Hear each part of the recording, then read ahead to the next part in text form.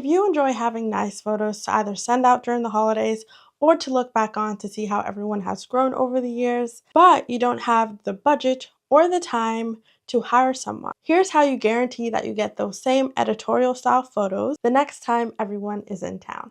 And if you want your photos to start looking like this, then stick around. Number one is pick a theme. This is how you make sure everyone stays on task and shows up accordingly. The past few themes for us, actually this past year we did monochromatic glam.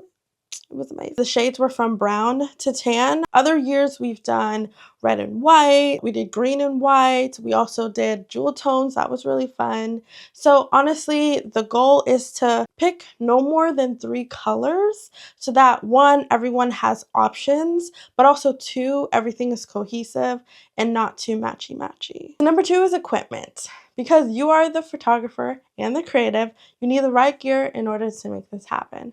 I connect my camera to the Canon app, and you can just do this by Bluetooth or Wi-Fi, but the best part is that it saves you so much time because instead of running back and forth from where you're at to your position, you can just look at the screen in real time and you can direct people whatever you need to do, like turn a little bit this way or move closer to this person. It makes it so much easier to just do it right where you're at. Number 3 is location. Now, the best way that you can do this is kind of an art of thinking who is actually in the photos and what makes it easier for those people who are going to be there.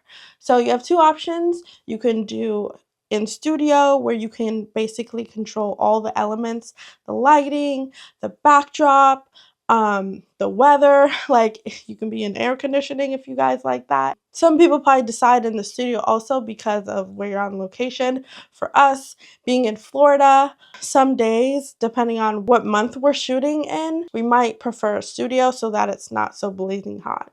But if you're kind of in a colder environment, you might also consider a studio. But if you want to go outdoors, it's also amazing because you can be on location and you can kind of play with the environment and everything around you.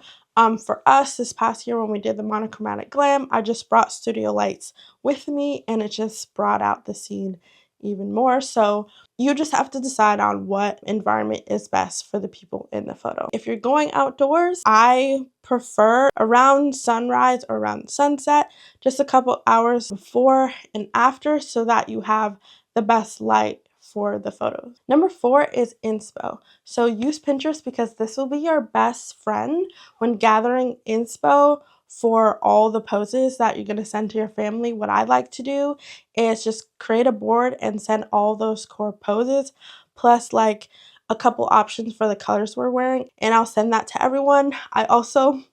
Now I start off with like a video beforehand and I'll share an announcement with my family. I'm like, all right, it's that time again.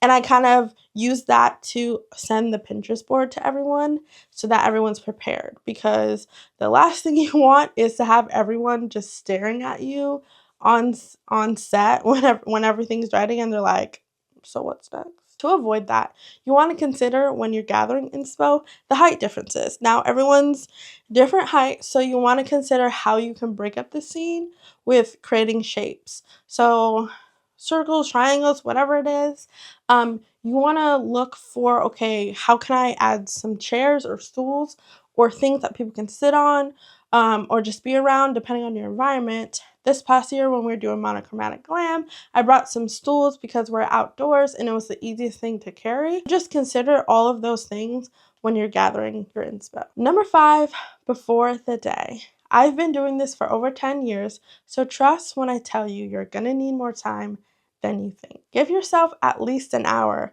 so that you can walk around and take test shots to set up so that you're not rushing when everyone gets there. This also allows you to see which and where in the environment you might be able to take photos. You can look around and be like, oh, maybe this spot is actually better.